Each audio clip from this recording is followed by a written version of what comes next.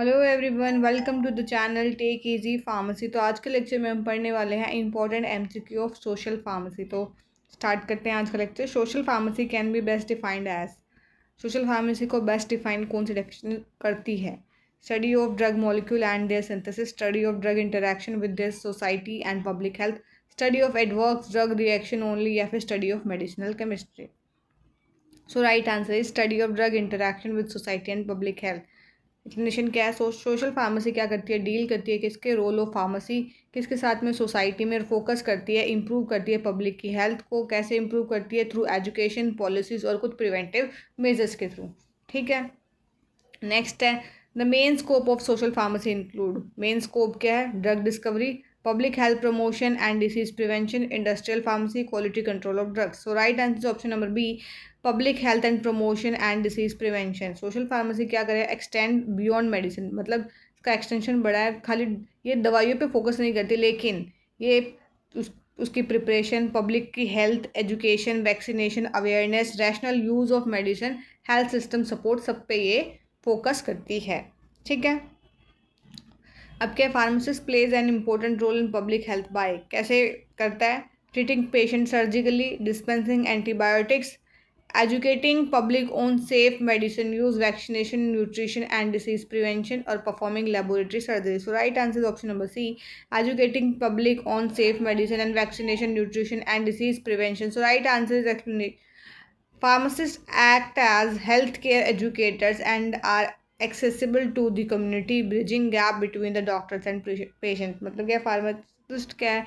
Health care educators है जो कि एक्सेसिबल होते हैं हमारी कम्युनिटीज़ में, और ये क्या करते हैं? गैप को फुलफिल करते हैं। किसके? पेशेंट और डॉक्टर के बीच में जो गैप है उसको फुलफिल करने का काम करता है फार्मासिस्ट। ठीक है, who defines health as? Sorry, WHO defines health as. WHO जो हमारा है वो हेल्थ की डेफिनेशन क्या देता है? Absence of disease, complete physical, mental and social wellbeing, ability to work without fatigue, या फिर balance between diet and exercise. So right answer is complete physical, mental and social wellbeing. क्या WHO define करता है? एक holistic consideration जिसमें physical health, mental और social aspect सब कुछ सही होना चाहिए, rather than just absence of disease. मतलब अगर हम सोचते हैं कि हमारी बॉडी के अंदर कोई डिसीज़ नहीं है, तो इसका मतलब ये नहीं है कि हम पूरी तरीके से ठीक है। जब हमारी मेंटल, सोशल एंड फिजिकल तीनों हेल्थ सही होगी तो इसका मतलब है हम ठीक है। ये WHO के अकॉर्डिंग डेफिनेशन है। ठीक है, नेक्स्ट है which of the following is not the dimension of health. Dimension of health में कौन नहीं आता? फिजिकल, मेंटल, स्पिरिचुअल, या फिर geological. So right answer is geological. Health has a multiple dimension. Health की बहुत सारी डायमेंशन जैसे कि physical, mental, social, spiritual and emotional, लेकिन जियोलॉजिकल नहीं होती है। ठीक है, which is not a health indicator. इसमें से हेल्थ इंडिकेटर कौन सा नहीं है? Life expectancy, infant mortality rate, gross domestic product, या फिर maternal mortality rate. So right answer C, gross domestic product. GDP का एक इकोनॉमिक इंडिकेटर है जो कि हेल्थ इंडिकेटर नहीं है, लेकिन वो इंक्लूड करता है लाइफ, जो इसके अंदर कौन कौन से आता है? लाइफ एक्सपेक्टेंसी, मोर्बिडिटी, मोर्टिलिटी और IMR। ठीक है, national health policy of India 2017 किस पे फोकस करती है? इंक्रीज करती है private hospital only, universal health coverage and preventive care, reducing education system burden, या promoting industrial pharmacy. So right answer is universal health coverage and preventive care. अब क्या? National health policy 2017 क्या emphasise करती है? कि affordable health care मिले सभी को, और वो प्रिवेंटिव मेजर्स को बता सके और स्ट्रेंथन कर सके हेल्थ के इंफ्रास्ट्रक्चर को। ठीक है, अब क्या? Which body launch the national health mission. National health mission को किसने लॉन्च किया? मिनिस्ट्री ऑफ डिफेंस ने, ministry of health and family welfare ने, इंडियन मेडिकल काउंसिल ने, या फिर Indian council of agricultural research ने। So right answer is ministry of health and family welfare. ठीक है, अब क्या? NHA was launch in 2013 to provide accessible, affordable and quality health care in rural urban areas. ठीक है, जो NHA में वो लॉन्च हुआ था 2013 में, और उसने प्रोवाइड किया एक्सेसिबिलिटी और अफोर्डेबिलिटी, क्वालिटी सबकी, किसमें? हेल्थ केयर और रूरल और अर्बन एरियाज में। ठीक है, मिलेनियम डेवलपमेंट गोल्स क्या हैं? विजन 2020, सस्टेनेबल डेवलपमेंट गोल्स, या फिर नेशनल हेल्थ पॉलिसी, या फिर global health care act. So right answer is option number be sustainable development goals. अब क्या है, एम डी जीज 2000 से 2015 क्या सक्सीड बाय SDGs क्या है, focusing on health, education, poverty and environment. ठीक है, जो कि फोकस किस पे करती है, एजुकेशन पे, पॉवर्टी पे और इन्वायरमेंट पे। FIP development goals are related to engineering education, global pharmacy education, work force and innovation, agriculture development या फिर industrial quality control. So right answer is global pharmacy education and work force and innovation. FIP क्या है, development जिसमें goals guide करता है pharmacy को development across the globe aligning the SDGs। अब क्या determinants of health include, determinant of health के अंदर क्या आते हैं, जेनेटिक्स, लाइफस्टाइल, एनवायरनमेंट या एस्ट्रोलॉजी। सॉरी, मतलब डिटर्मिनेंट ऑफ हेल्थ में इनमें से कौन सा नहीं आता, हमें ये बताना, एक्सेप्ट लिखा है इसमें। ठीक है, so right answer is option number D astrology. ठीक है, अब क्या डिटर्मिनेंट ऑफ हेल्थ के अंदर क्या क्या आता है, बायोलॉजिकल, इन्वायरमेंटल, सोशियो इकोनॉमिक और हेल्थ केयर एक्सेस आता है, लेकिन एस्ट्रोलॉजी जो क्या एक साइंटिफिक बेसिस, ये एस्ट्रोलॉजी इसके अंदर नहीं आता है। ठीक है, private health care in India is characterise by government owned hospital, non government clinics, hospital and diagnostic centre, free universal health care system या फिर only rural health care. So right answer is option number B non government clinics, hospital and diagnostic centre. Private जो health system है जो कि mainly क्या होता है, profit based होता है और वो को एग्जिस्ट करता है public health care in India. ठीक है, which health indicator reflects child health directly, per capita income, infant mortality rate, literacy rate या फिर GDP growth. So right answer is infant mortality rate. IMR क्या indicate करता है कि health care quality और access क्या है, डायरेक्टली लिंक होता है कि मैटरनल और चाइल्ड हेल्थ से। ठीक है, which of the following is a determinant of community health, इनमें से कम्युनिटी हेल्थ का डिटरमिनेंट कौन है, weather report, nutrition, sanitation and socio economic status, distance from railway station या फिर type of vegetation. Right answer is nutrition, sanitation and socio economic status.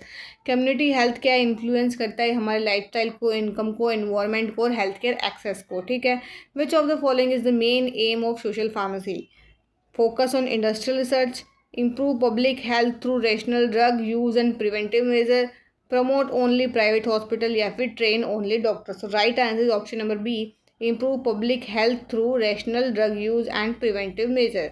क्या social pharmacy क्या एक ब्रिज है, किसके बिटवीन फार्मेसी और पब्लिक हेल्थ के बीच में, इंश्योर करता है मेडिसिन और हेल्थ सर्विस को रीच ताकि वो सभी कम्युनिटी के पास पहुँचे। ठीक है, प्रिवेंटिव हेल्थ केयर के कुछ MCQs हैं।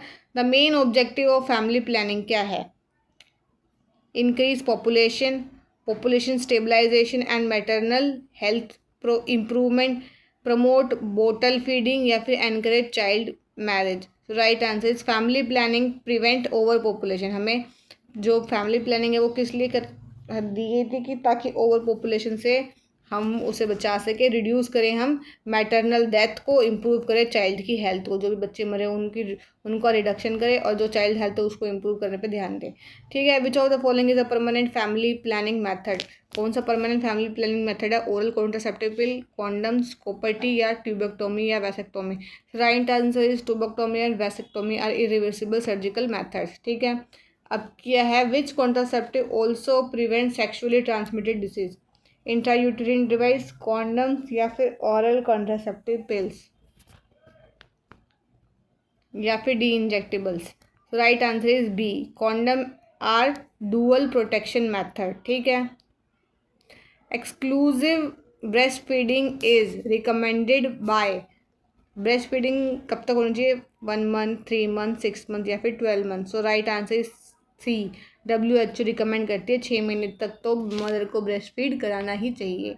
ठीक है, bottle feeding is discouraged because, bottle feeding क्यों नहीं करानी चाहिए, क्योंकि ये इकोनॉमिकल है, it may spread infection and reduce immunity, it promotes bonding, it is safer than breast feeding. So है option number B, bottle feeding क्या करती है, इंक्रीज कर देती है इन्फेक्शन को और रिड्यूस कर देती है immunity compare to breast feeding. Breast feeding में हमारी जो बच्चे की इम्यूनिटी है वो बढ़ती है।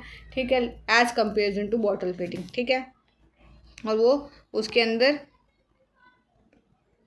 इन्फेक्शन के चांसेस भी बढ़ जाते हैं। ठीक है, नेक्स्ट है हमारा विच vitamin is rich in breast milk and essential for child immunity. कौन सा वाइटामिन सबसे ज़्यादा होता है ब्रेस्ट मिल्क में और जो कि चाइल्ड इम्यूनिटी के लिए भी इंपॉर्टेंट होता है? विटामिन ए, सी, डी या फिर के?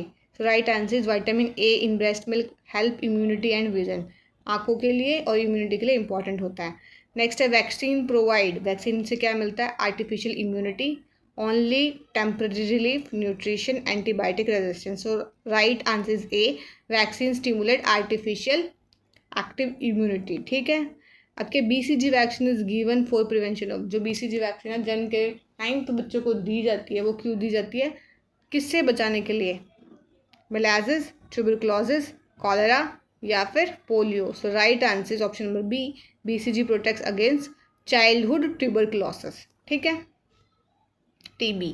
ठीक है, which of the following is a life attenuated vaccine. इसमें से लाइफ अटेन्यूएटेड वैक्सीन कौन सी है? Hepatitis B, measles, rabies, influenza, killed. So right answer is B, measles vaccine contain live attenuated virus. Live attenuated मतलब उसके अंदर जिंदा virus होते हैं, लेकिन क्या होते हैं उनको उनका जो एक्शन होता है उनको कम कर दिया जाता है। फिर उन एक्शन को रिड्यूस करने में उनको कोई एक्टिविटी शो नहीं कर पाते हमारी बॉडी में जाने में, डिसीज़ नहीं करेंगे। लेकिन जब उनको हम बॉडी के अंदर इंजेक्ट करेंगे तो क्या होगा कि हमारी बॉडी को पता चल जाएगा कि भाई ये इम्यून सिस्टम के अंदर आए हुए हैं, हमारे वाइट ब्लड सेल्स को किल करेंगे और उनके अंदर एक मेमोरी स्टोर हो जाएगी। तो फर्दर अगर कोई भी इन्फेक्शन होगा तो हमारे वाइट ब्लड के साथ पास क्या होगी? एंटीबॉडीज़ पहले से बनी हुई होंगी, उनकी मेमोरी में सेव है कि भाई ये एंटीबॉडी है और इनका डाटा पहले से स्टोर होगा, तो वो उस डिजीज़ को होने ही नहीं देंगी। ठीक है, तो ये काम करता है लाइफ अटेन्यूएटेड वायरस और वैक्सीन। ठीक है, फिर है HERD immunity refers to herd immunity. ठीक है, immunity of one individual only, immunity when large population is vaccinated, immunity from junk food, immunity without vaccine. So right answer is option number B, immunity when large population is vaccinated. क्या when a major part of population is immune, disease transmission reduce। मतलब जब एक major part किसी भी population का vaccinated होता है तो क्या होगा कि वो रिड्यूस कर देता है चांसेस ऑफ डिसीज। ठीक है, जब वैक्सीनेट करा ही लिया तो डिसीजेस के चांसेस क्या होते हैं? कम हो जाते हैं, हेल्थ स्टेटस इससे इम्प्रूव होगा। तो आज के लेक्चर में हम इतने MCQs करते हैं, नेक्स्ट MCQ हम करेंगे नेक्स्ट लेक्चर में। ठीक है, तो आई होप आपको आज का लेक्चर समझ में आएगा। कुछ क्वेरीज है तो आप प्लीज़ कमेंट सेक्शन में ज़रूर से कमेंट करें, एंड वीडियो अच्छी लगे तो please like share and subscribe ज़रूर से करें। एंड कोई टॉपिक पे अगर आपको वीडियो चाहिए तो वो भी प्लीज़ ज़रूर से कमेंट सेक्शन में आप ज़रूर से कमेंट करें। And thanks for watching.